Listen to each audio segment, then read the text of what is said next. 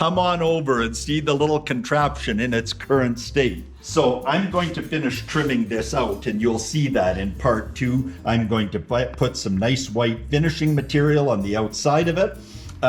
This is the super thin unit that comes from our friends at Panasonic. I'll throw a link in down below. And you know what? Why don't we just try it out here and see if it works? So let's plug this in.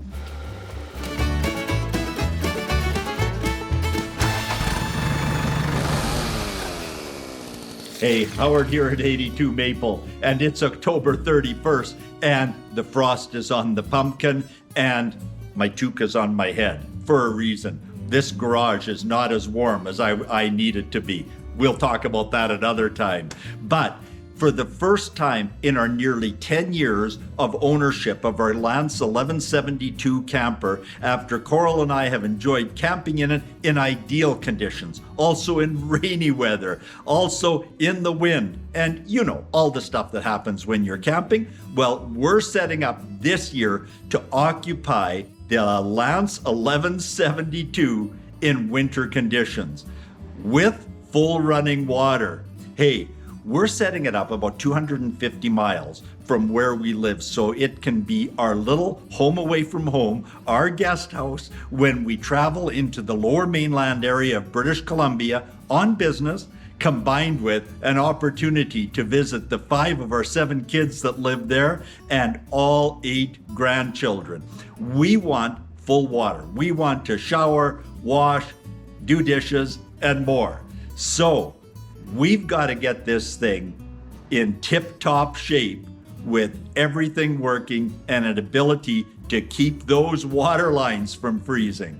We've got the camper set up undercover, courtesy of son Jordan and his family, and with a full bona fide 30 amp electrical hookup, as well as a bona fide sewer dump.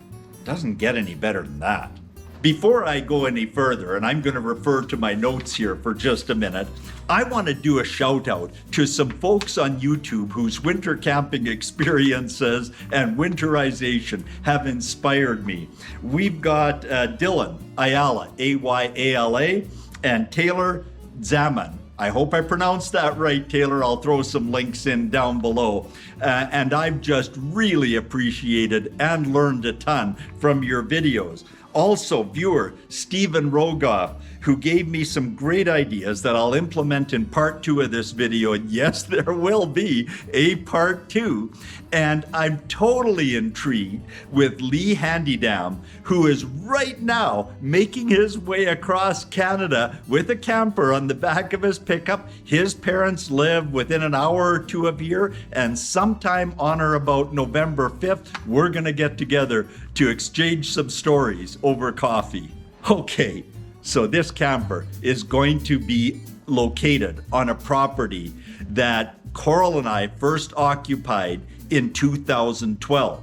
The camper was at that time located about 200 feet from where it is now, and it served as our construction headquarters for a spec home that we were in the process of building.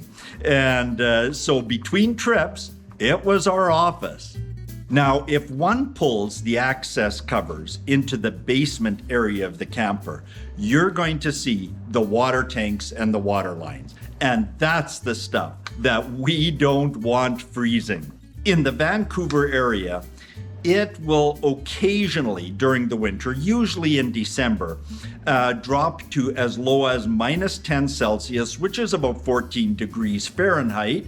However, the average temperature, not that that means anything if it actually gets to minus 10, is pretty mild. It's about plus 2 degrees Celsius or about 34 degrees Fahrenheit. So our little plan has to work for the 4, 5, or 6 days a month that we're occupying it and the 23 to 25 days that we're not occupying. So we start by setting the camper on a stand. I'm not a fan of leaving a camper for extended periods of time, resting only on its jacks.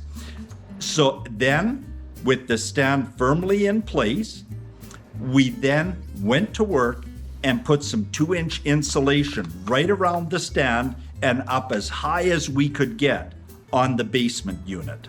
You'll see, and hang out here with me for a few minutes while we put the insulation on, you'll see that because the screws would of course go right through the solid foam insulation, I've held it in place with some plywood strips. Seemed to do the trick, was not horribly time consuming. Overall, it's going to be pretty straightforward as well to load the camper back up onto the pickup and head out for whatever our next adventure is. Just release those plywood strips. I think I have 3 screws, front, back, and in each of the sides. Remove the top half of the insulation, move the stand out of the way, back the F350 up under it, and we're off and rolling. So let's talk about heating this unit through the winter. Number 1, we're not going to use propane because, first of all, it's obscenely expensive. With the furnace on, even at a modest temperature, the furnace will use a bottle of propane every 2.5 days. That's a 30-pound bottle. Here's the interesting thing about propane. Propane weighs 4.1 or 4.2, I forget which exactly, pounds per gallon. A 30-pound bottle holds about 8 gallons.